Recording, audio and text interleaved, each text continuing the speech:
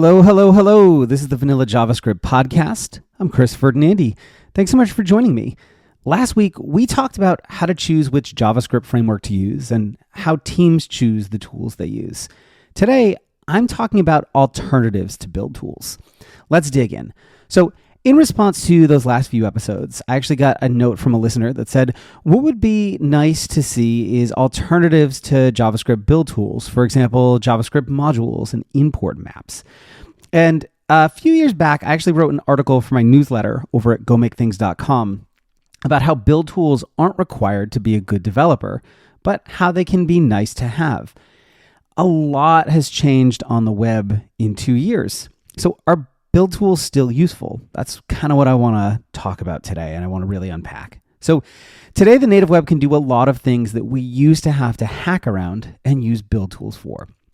You can create modular JavaScript files and import just the parts you need using ES modules. And I'll link an article on kind of getting started with those down in the show notes.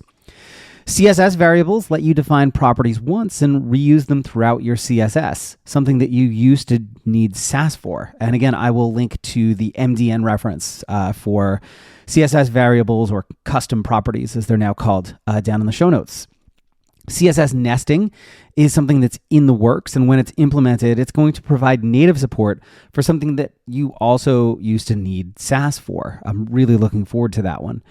With HTTP 2, you can now download a bunch of smaller CSS and JavaScript files at the same time. It used to be limited to just 2 at once, removing some of the benefits of concatenating everything into one big file. You used to want to do that for performance reasons, and now it's arguably better to split a file into a bunch of smaller pieces.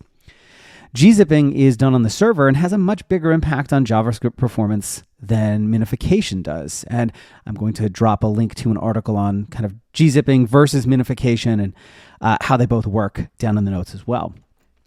It's possible to build in a modern way and never touch a build tool, but you still may want to. Here are some reasons why.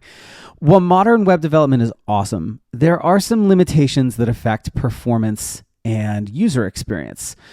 If you have ES modules nested a few times, the browser has to download the file, compile it, parse it, and download the nested import again before it can run. This can create notable delays in running your JavaScript. Native ES modules don't do any sort of tree shaking, and I will drop a link to what tree shaking is and how that works down in the show notes as well. If you're not familiar with tree shaking, though, just at a really high level, it's the process of when building a file from a bunch of ES imports. A lot of build tools now will drop out any files that aren't or any functions or variables rather in those files that aren't needed or used. So the file that you get out ends up being potentially smaller than the files you import in. If you import one function from a file with dozens of functions in it, though, just using straight up native ES modules, the browser is still downloading all dozen of those functions, even though it's only using one. While minification isn't as impactful as gzipping, the two together is better than just one or the other, especially on large sites or apps. It can have a pretty significant impact. And there's no native process for reducing the size of images or SVG files. You still need a build tool or some sort of before deployment process for that. Build tools don't require the command line, so they don't have to be big or complicated or dramatically change how you develop. My favorite tools let me develop the way I always have and spit out a slightly enhanced version of my code at the end. For me, that means I don't use things like Babel or TypeScript. And while I use a command line tool, you don't need command line at all. There are GUI tools like CodeKit for macOS or Preproce for macOS, Windows, and Linux that do most of the same things with a visual interface instead of a terminal window. I still think that build tools have their place.